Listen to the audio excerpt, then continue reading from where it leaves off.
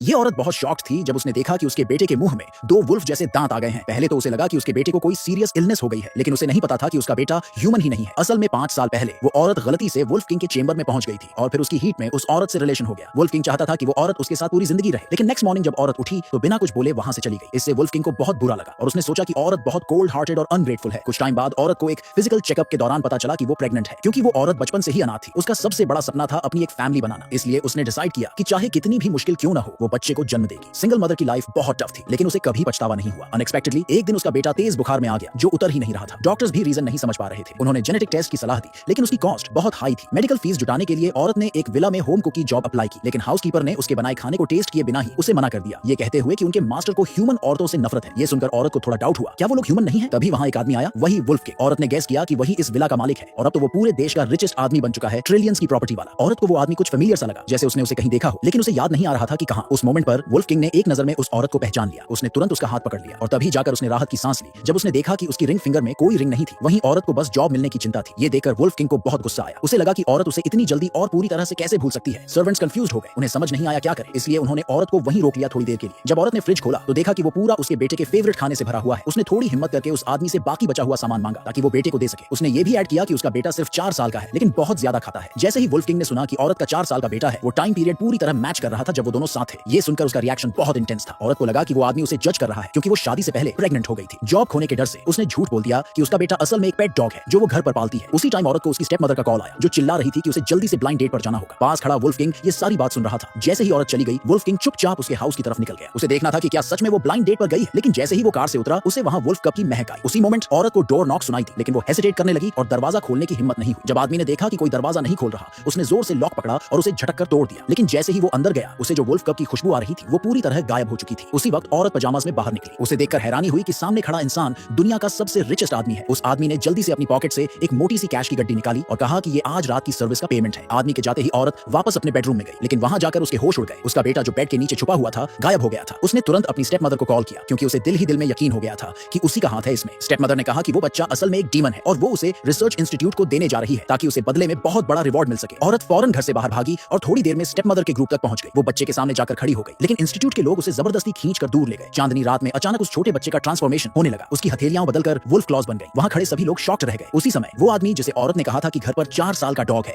उसे कुछ गड़बड़ लगने लगी। उसे याद आया कि उस दिन उसके घर पर न कोई डॉग दिखा था और न ही उसकी स्मेल आई थी। अब डाउट से भरा हुआ उसने तुरंत अपने असिस्टेंट को भेजा कि जाके दोबारा चेक करो। उधर औरत की हालत बिगड़ती जा रही थी। रिसर्च इंस्टीट्यूट के लोगों ने उसके बेटे को जबरदस्ती उठा लिया था। औरत बुरी तरह लड़ रही थी अपने बेटे को बचाने के लिए, लेकिन एक स्टाफ ने उसे जोर से धक्का देकर जमीन पर गिरा दिया। उसी क्रिटिकल मोमेंट पर वो आदमी वहां टाइम पर पहुंच गया और फिर वो ट्रांसफॉर्म होकर बन गया असली वुल्फ किंग।